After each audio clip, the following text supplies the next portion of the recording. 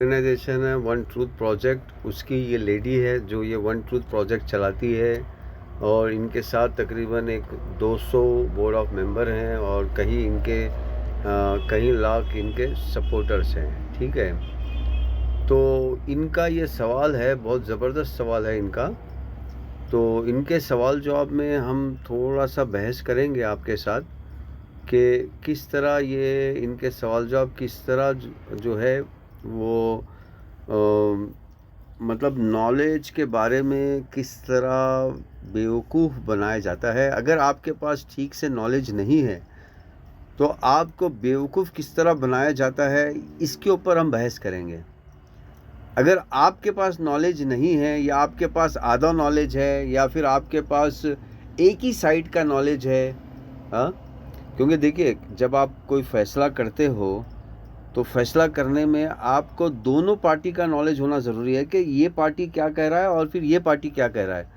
यानी इस दोनों पार्टी का अगर आपके पास नॉलेज होगा तो आप फैसला सही कर पाओगे। अगर आपके पास दोनों पार्टी का नॉलेज नहीं होगा तो आप फैसला सही नहीं कर पाओगे। तो अब यहाँ पर हम ये देखते हैं कि ये लेडी किस खूबसूरत अंदाज से आपको बेवकूफ़ बनाती है। तो चलिए पहले आइए इनके वेबसाइट को आप एक बार विज़िट करते हैं। इनके वेबसाइट को देखिए, ये इनकी वेबसाइट है वन ट्रूथ प्रोजेक्ट। ठीक है, अब तो हमने इनकी वेबसाइट वन ट्रूथ प्रोजेक्ट खोली यहाँ पर कि वन ट्रूथ प्रोजेक्ट। अब देखिए ट्रूथ मतलब सच्चाई, सच्चाई मतलब जो साइंटिफिक रिसर्च में जो निकल के आता है, जो सच्चाई उसको कहते हैं हम ट्रूथ।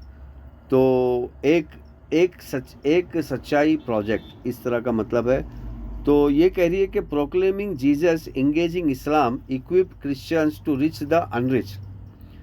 अब प्रोक्लेमिंग जीसस, देखिए प्रोक्लेमिंग जीसस जो लफ्ज़ है ये अपने आप में ज़रूरी है, क्योंकि हम सब मुसलमान जो अपने आप को मुसलमान कहते हैं या मुसलमान कम्युनिटी का हिस्सा मानते हैं, वो जीसस अलैहिस्सलाम की तारीफ़ करते हैं, उनको प्रोक्लेम करते हैं। ये तो करते ही हैं मुसलमान। जब मुसलमान ये काम करते ही हैं और जो अपने आप को क्रिश्चियन कहते हैं उससे बेहतर करते हैं, यानी कि क्रिश्चियंस तो इस जीसस के हुक्म को मानते ही नहीं है, वो जीसस के ऊपर अपना हुक्म थोपते हैं और यहाँ पर फिर वो जीसस की तारीफ़ के पुल बांधते हैं। अच्छा, इंगेजिंग इस्लाम। अच्छा देखिए, जीसस का जो मज़हब है वो इस्लाम है। अब यहाँ इस्लाम के खिलाफ जद्दोजहद मतलब जीसस के खिलाफ जद्दोजहद, एक तरह ये एक लफ्ज़ को देखिए आप, एक तरफ वो कहते हैं कि हम जीसस की तारीफ़ कर रहे हैं और एक तरफ जीसस ने ज़िंदगी भर जिसको प्रीच किया है उसके खिलाफ भी हम काम कर रहे हैं। क्या बात है।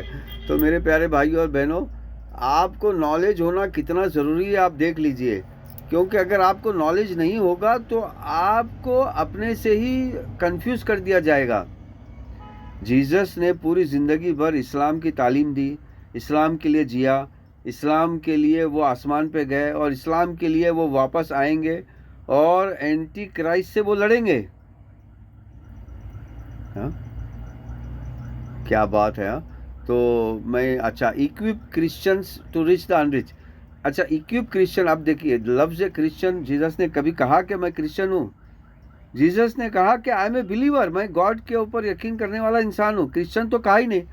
तो ये क्रिश्चियन लफ्ज़ आया कहाँ से, आपको वो भी समझना है। नहीं नहीं, क्रिश्चियंस को प्रेस करना नहीं, प्रेस करना ऐसा नहीं कह रहा हूँ मैं, लेकिन क्रिश्चियंस को एक मज़हब बताना वो गलत है। तो ये वो आपको समझना है कि क्रिश्चियंस एक मज़हब का नाम नहीं है, क्रिश्चियन एक कम्युनिटी का नाम है। इस्लाम एक मज़हब का नाम है जो जीसस लेकर आए थे। तो मेरे प्यारे भाई और बहनों, किस तरह आपको नॉलेज नहीं होने की वजह से किस तरह आपको बेवकूफ़ बनाया जाता है ये आपको समझना है। यहाँ पर कल्चरल फ़ाइट को मज़हब की फ़ाइट बताया जाता है, लैंग्वेज की फ़ाइट को मज़हब की फ़ाइट बताया जाता है। इंसान तो एक ही है, एक ही माँ बाप की औलाद है, सब इंसान एक ही है। संस्कृत में शंकर कहते हैं, इंग्लिश में आदम कहते हैं। तो मैंने आपको एक छोटा सा सबूत के साथ ये पेश किया कि अगर आपको नॉलेज नहीं है तो आपको किस तरह बेवकूफ़ बनाया जाता है। तो ये सीरीज़ हमारी चलते रहेगी। तो जुड़िए, सब्सक्राइब कीजिए, फॉलो कीजिए, अपने क्वेश्चन कीजिए, अपने डाउट कीजिए, अपने क्वेरीज हमें भेजिए।